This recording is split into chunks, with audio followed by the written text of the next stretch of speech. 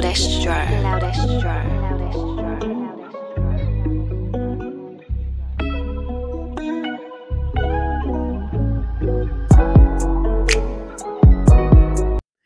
Hey, y'all. Thanks for vibing with CeCe and ChiChi, where we talk about all the hot topics. What's your vibe, girl? What you been up to? just work has been working and Yes. life has been lifing, as the people say nowadays. But I'm just ready for this warm weather. It's gotten warm out here in Texas. Vacation, the weekend's coming up. What about you? What you vibing on? How you feeling? Girl, same thing. I'm on coffee. I'm on coffee today. What you on? Water. It I looks like it's mean, coffee, but right. cheers. Something to, just keep the vibes up and energized. Because like you Okay. said, we're lifing, lifing and like what else you said, working, all Working. that. So I gotta stay woke for sure. I gotta Yes. stay, orientated, because Okay. stuff happening out here. So I gotta, you Stuff know, is moving. There's different moving pieces. There's different dynamics that you got to tend to, sure. different Yeah, scenarios that have to be approached a certain way. Girl, I already know. I already girl, man. But know. you know what? We know it's just making us grow. I know for sure for Yeah. me, I feel myself growing mentally, Yes. physically, spiritually, and it's Same. all fun and games. And at the end of the day, it's all with the good intention. So I'm just Right. learning every single day. I'm learning. So Exactly. Learning cheers is to learning and growing. growth. Yes. Cheers to learning and growth. Yes. So what's up, boo? What we on? Yeah, let's go ahead and jump into these topics. We've had the Vibe Squad piping up in the comments and, making their voice Yeah. known. So shout out to y'all. Thank you. And so our first topic for today, I want to talk about, and this kind of resonates with me based on what one of our viewers had said. And I kind of wanted us to touch on it a little bit more. So, our viewers can know our stance on things. So the topic I want to bring up is, how do you feel about the genders approaching other gender situations? So to break that down a little bit further, we're women and we deal with men when it comes to like romantic encounters and things like that.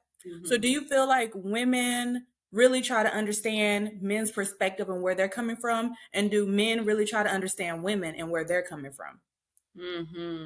That's deep. Okay. What do you think? So my stance on it is, I think it's something that we have to be more intentional about. Like, we have to make it known that that is our goal. Because a lot of times I feel we get complacent. We get comfortable with just being like, well, he didn't respond this way. And I felt like he should have done this and shoulda, woulda, coulda. And it's more so like centered on how the man should have approached the woman, or what we feel like we didn't really vibe with. It wasn't giving us the attention. The conversation wasn't on point. Maybe it was a little bit of underlying passive aggressiveness, or we felt like maybe we were being gaslit, or whatever Yeah. it may be. Instead of looking at, well, what was he really trying to say? How was he trying to approach the situation? What was his intentions? I feel like a lot of times there's so many misunderstandings that could be avoided if we just kind of took a little bit more time to kind of figure out, like, okay, so was he really trying to be disrespectful and inconsiderate, or was he really dealing with his own issues that prevented him from really showing up the way I needed him to? So for Yeah. me personally, I feel like we do need to take a step forward when it comes to acknowledging and recognizing other gender, our opposite gender, better yet, their struggles and things that may not have been said that should have been said, and given that grace. But what are your thoughts on that? No, that's very deep. And I Yeah. just like reflecting on different things. And even in myself, my husband has even told me, like, and I've been working on this. This, like, he's told me in the past a lot, like, you don't know what the person was trying to say, or you concluded so quickly, but you thought this person was meaning this thing, or it's just him. You thought I meant this, but I really wasn't even going in that format that you assumed that to be. Granted, I usually own it, but yes,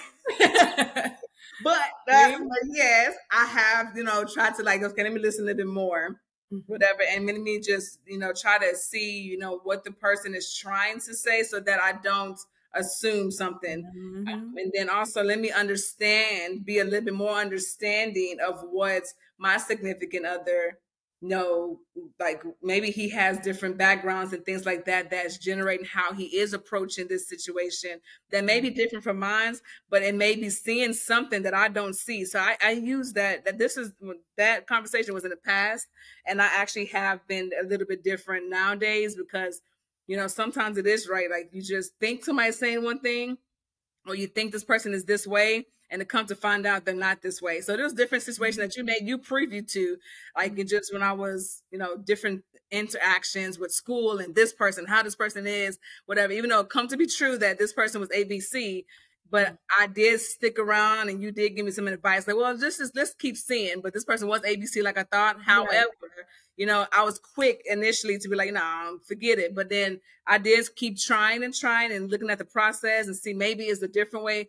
That particular situation wasn't, but you know, like you said, people come with different experiences, different mindsets and things like that. So it is good to kind of understand or try to understand the other person and give it a little bit more time before you conclude.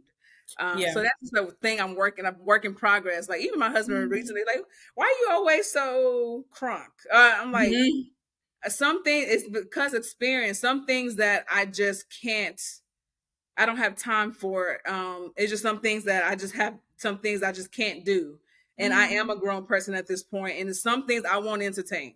And he said this today. He was like, look at your face. Like, look what you just turned off real quick. I said, because that particular thing you're about to engage in, we've done that multiple times. And I don't want to go, I don't have time to be dealing with that. And then when he went into it, engaged in it, I'm going to see that was 30 minutes of my life that didn't end up like that's my life. Like my life. I want them 30 minutes back. Give it back. So, I mean, work in progress, but no, I'll keep it real. Right. No, that's real. Like it is a work in progress. And I think I can really relate to you when you say like you automatically kind of already know based on previous experiences in your mind. And I've heard this before. People be like, oh, you just think you're right all the time. Now, granted, I do be right a lot of times. Not every time. Not every time I'm not right. So I won't give myself that credit. But when I'm right, I'm right. And when I'm wrong, I'm wrong. So, you know, you kind of have to. But some things you just feel like you can gauge a little bit better because you have matured. You've seen some things. So you're kind of like, where are you going with this? Okay. But I do believe there's something in not rushing that assumption either. Yes. Like, even if we feel like we're completely right and we may end up being right, but I think giving people that grace period to really show themselves and really kind of explain and follow up, because a lot of times right off the top of your head, you might say something and you really feel that way, but it didn't come out the way you wanted it to come out. Right. Or we may look at somebody and be like, oh, well, he did this because he's a man or whatever. But then there's more background behind it. And I think really our thing is just supporting everybody's mental growth and mental well-being and giving people time, because people don't think as maybe quickly, or maybe sometimes people need more time to process the scenario. And so granted, that makes sense because they'll be like, oh, well, you're so quick to jump to this. It's like, true. So who's right and who's wrong? Just because somebody may need a little bit more time or somebody is quicker. I think it's kind of like coming to that little open space, that comfort zone, that sweet spot where it's like, okay, I kind of already came to my conclusion, but I'm still giving you some leeway. And I know you need a little bit more time to process and maybe revisit the conversation. So I'm going to let you bring that back up to me a little bit later and we'll meet somewhere in between, you know? Yeah, that's a good one. Yeah, I don't feel like we want to run people off either. Right. But sometimes I think we could be so certain it automatically is cutting off everybody. And sometimes people just want a little bit more of our time to hear them out. And I think that's what men maybe feel like, oh, well, women aren't giving us time to really, you know, they don't communicate the same way we do. They don't comprehend the same way we do. True. So we can't say they're wrong. That's a real good point. That's so good. It's true. They don't comprehend like we comprehend. This is for our men. We love y'all. Love y'all. Like, but yeah, no, it's true. That's really true. Even men and just in life in general, that's definitely a good pointer. Just to meet people where they are and just give time, a little bit more time. Then the question is how much time? Yep, that's the hard part. I feel like there's a way to compromise. Like if you're initially like, okay, I'm this quick, it's going to take me a few minutes. Okay, well then give an hour and a half, give a little bit more leniency. It takes them 3 hours. Okay, well, we'll meet in the middle somewhere. We'll give it an hour and a half or something, or maybe it's days. It might not be just hours, but I feel like whatever we're initially prone to doing and whatever they're initially prone to doing, somehow it needs to kind of find a happy medium so that we can kind of merge it. And not saying I feel like there is some hard stops for things, but I do feel like in this world, we're all human and stuff. I feel as long as you're on that path, you're focused, you're going to get there regardless. Right. I truly feel like you're going to get there. You're going to succeed. So why not give a little bit of leniency, hear people out, give some space for that.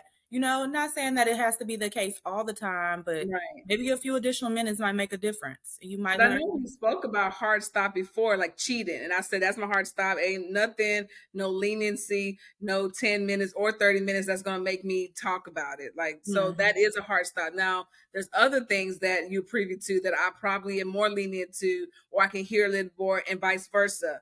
And things based on experiences and just bringing in whatever we can tolerate. But there is a hard stop. When I see cheating or smell it, it's hard. Stop. No, there's no discussions going forward from that. But I have a follow-up question. So say you and your hubby, y'all already are 4 kids deep or whatever, y'all are doing some things together as well outside of just marriage. So, y'all are trying to make that move towards investing more into each other. Yeah, you can. So with that, say it's like y'all already 10 years in, y'all are another 10, 15 years in, and, some things change and he happens to do something that is considered infidelity. Do you feel like your answer is still a hard stop, or is there something that you would need to discuss because y'all have all these other things now invested, built over time? This was a one-off situation, it's still a hard stop? Yeah. And I can't say for certain, like, and stuff like that, but that is something that I just, even my voice got lower because it's like, dang, like, I didn't want it to happen. I didn't want this way, but you have now reached something that I can't do like there's nothing, just as me speaking now that has never happened, obviously. I would hear you out. Like, it's not that I'm just not going to close my ears, taped it. I will hear you out, but I'm like, dang, why? Yeah. Right. It'll be hard, and I don't even want you to think that way because it's not going to happen. So we can go ahead and switch topics. I know, I was like, Bob Scotty got deep now, but we're not going to speak that. I know.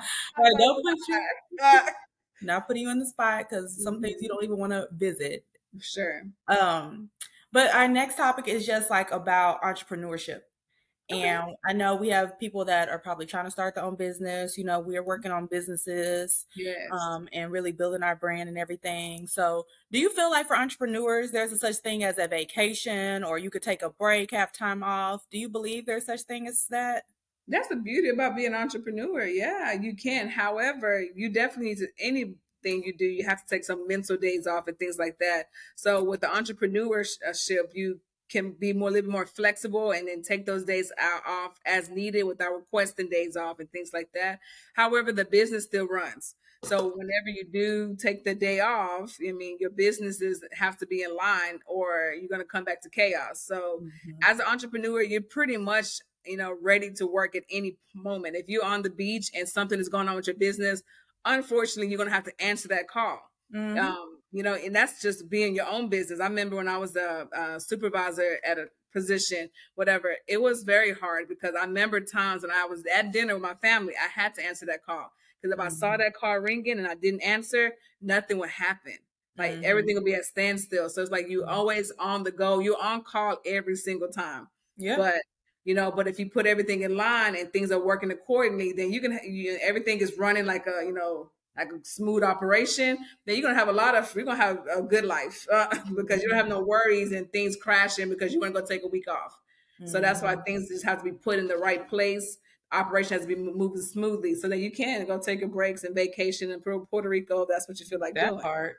And I think, so to your point, you want everything moving smoothly, and sometimes that comes over time. Like when you're starting to like really facilitate and set up and establish this building, this whatever it may be, whatever business you're starting. At the beginning stages, a lot of times it's not going to move like a well-oiled machine because you're still trying to figure out the pieces. So I think with entrepreneurship and when you own your own business, I don't really feel like you have time off. Like I don't. And I thought about it the other day, especially based on a conversation we had. I was like, oh my gosh, I'm just going to take time off. I'm not going to think about none of this. But at the end of the day, I'm still going to be thinking about it. Yeah. Now, my time off looks a little bit different because I may not be actively like working on something related to the business, even though I may be thinking about the business. I'm still preparing, and my time off may give me a fresher outlook on it. So Right. it's kind of like you take what you can get when it comes to that kind of stuff. And eventually, when your machine and your business is up operating at its full capacity, yeah, you're going to be able to have times off. Not saying Right. that you're not going to have one ear to the phone potentially if it needs Yeah. to occur. But at the same time, I think you'll get a little bit more freedom later on Right. down the line, just not at the beginning. Yeah, sure. Right. I agree. In the beginning, it's hard. It's like so many things happening, so many things that could go wrong, or not. So it's really important to have your ear placed on just on the business so that things are moving. Eventually, like once you put your time and energy, things will be operating like an oil machine, like you said. But in the beginning, it's hard because you're starting off. You're spending money every single second and things like that. So it takes time with anything. Anything you put your mind to and you put your dedication and time to, it will work out. It just sometimes may seem like it's going slower in the beginning, depending, how you do things. But it will work out. And the point you made about like it going slower in the beginning is for the best, I feel. I think it's best to kind of like try to iron out as much because there's things you just can't really take into consideration like until the situation happens. But Right. as much as you can in advance, trying to iron those things out. So later on down the line, it can be a little bit smoother. You already have this knowledge base, you have this skill developed, so you know how to withstand whatever it may be. Then, that's going to help you really build and move smoother than trying to like be so reactive. I feel like you can get to a point where you are so proactive that Right. you don't have to be as reactive when it comes to your business. But it does, like you said, it's a slow and steady process. It may take time. And when we say time, we're not talking about a few weeks. It could be months. It could be a year and a half that you're prepping. Nobody really knows the exact time frame. I guess it Right. varies. So, but it's just sometimes it's best to kind of just build that endurance ahead of time because then when your Right. business is really booming, you already have kind of figured out like, okay, I know how to deal with this if it comes up. We already got this in place for that. We know how to consider this. Like you have Right. certain things in place already, and I think that really helps. So, business Yeah, I pointers. agree. Yeah, and as a new business owner and Yes. doing entrepreneurship, which I absolutely love, it's a learning process. Just like everybody learn, like any relationship one has is a learning process. So you learn as you go, and just like you said, everything is just changing. So you may just have to have some endurance. And just speaking about one business that I've been working on, it's been since 2020, and now the business is finally about to have an actual location, but that's what 3 years. I mean, but the foundation is nothing. No one could ask us about the business that we don't know, because we took the years to actually armor ourselves up with academics as well as the material needed for the business. So now it's just going off, like it's just crazy, whatever. But it took time. It took like, dang, like, we really want this, we really want this. We did lean and all this stuff, but it's just a time. It's just amazing when you finally see it happening, and it happened all with a great foundation. It just feels good.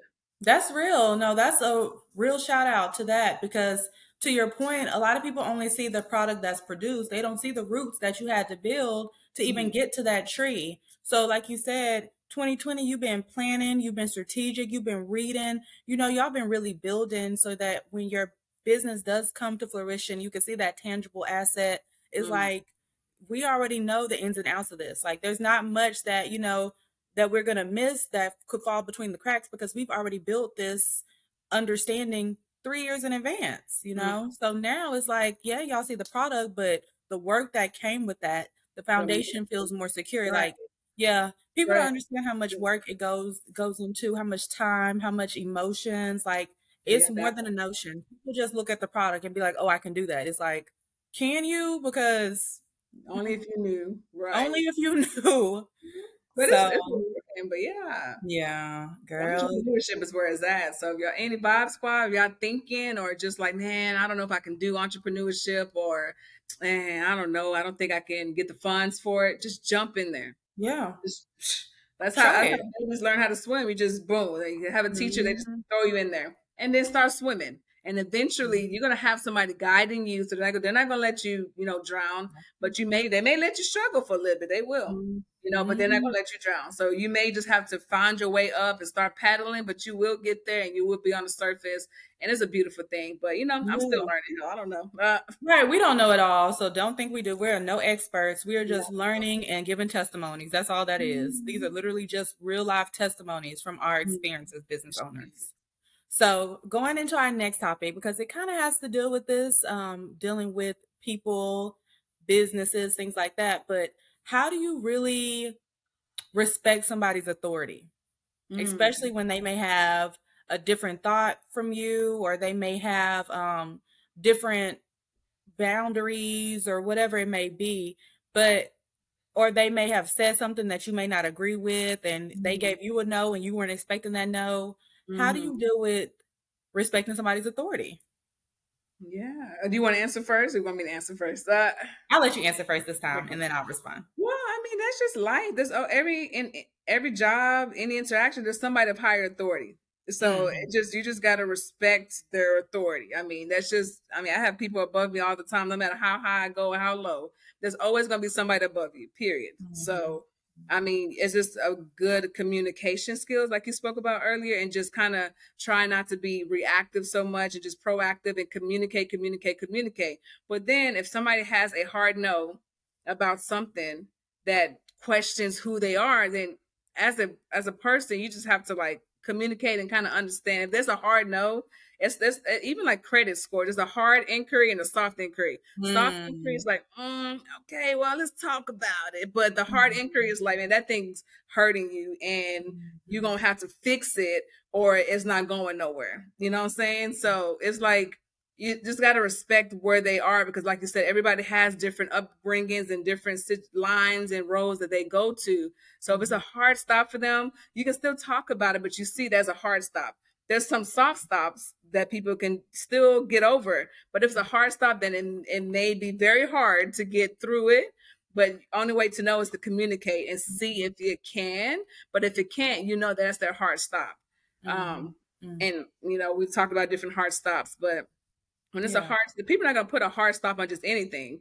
And mostly people do want to progress depending on what the situation may be. But it was a hard stop and you talk about it and you see it's a hard stop for them, then it's about negotiation, trying to see, okay, how can we negotiate a plan that doesn't question your hard stop or whatever it may be that jeopardize who you are as a person. Because this is not a soft stop. It's not something you could just like move on. It's hard. So it's like, it's hard. Yeah. And I'm sure the mutual party, maybe, I don't know, they want the same goal, but if it questions their hard stop, then it's like something has to happen, like negotiation wise, or it will require somebody having to, unfortunately, make a decision that they wouldn't have made because it has met something that is very dear to them. So that's kind of how I think. What do you think? Yeah, I'm listening to you, and I guess I'm going to take the latter and then go back kind of and recap some of the things you said. But I do believe when it comes to those hard stops and those things you have to communicate through and maybe either negotiate or compromise and give a little, it does kind of stretch you in certain ways that you may not have initially been stretched in. And it's not necessarily a bad thing, but I do think when it comes to respecting authority of people, for me, and I don't want to say it, but it's just kind of true, and I'm sure other people feel this way, it depends on the person. Right. It depends on who I'm dealing with, honestly. Because sometimes the authority of that person, if it's already been kind of shaky and on shaky grounds previously, I might just bow out gracefully and just be like, okay, this is a agree to disagree, and I'm going to respect your authority from a distance so I don't have to disrespect your authority. Right. But if it's somebody that may have a different level of access to you, you'll have a different relationship or rapport, or they are somebody that you have to check in with. Maybe it's a manager, maybe it's a boss, maybe it's an investor, whatever it may be. there's a different level of grace and authority that you give that person just because of their dealings in your interaction with them. Now, not to say that somebody that does not fall in those categories gets less respect, but I think you have a more willingness, or I guess I'll speak for myself, I have a more tendency to give a little bit more expansion for that. Like I'll give more space for it to really figure out how, because I know this person, if they're at this level, then their respect has already been built over time. So I'm going to figure out how can I navigate within that, because obviously they've been doing something right. Not to say that other people aren't, but at the same time, I feel like when it comes to respect and authority or giving people their authority, it depends on what authority you've already gained over time, you know, what that role looks like and how does it impact me. Right. Because I don't feel like everybody's authority necessarily impacts you. Like, I'm sorry. Like, if I don't really know you, and if you're coming in and maybe I didn't do something that was up to par or whatever, I'm not going to discount you. But am I going to place all of my decisions moving forward on that discrepancy or disagreement? No. I'm just going to give you that mutual, if that makes sense. If you follow me. So then, so I hear what you're saying too, and everything makes sense. So do you think if you, because of the person's background and you know the rapport they've built for themselves, do you feel like you are taking the short end by trying to, you know, work within that person's heart stop, or you feel like that's just a part of being a business person, or in the future, would you feel like, you know, I don't know the word, like mad that you did that or something? Oh, like resentful, like resent them, kind of have animosity towards them. I think from a business perspective, if I'm thinking of being lucrative and being successful in multiple areas, I still want to respect whatever business deal I go into with whoever I'm going into it with. Because if I go into it with you, then it's because there's already a level of authority that I respect and that I admire and that I can grow from. So because of that, I'm going to be a little bit more lenient because, again, it's business. So although there's personal hard stops that come into play, under this relationship contractually that we built, I'm going to be able to compromise and be able to negotiate a little bit more because that's just this one.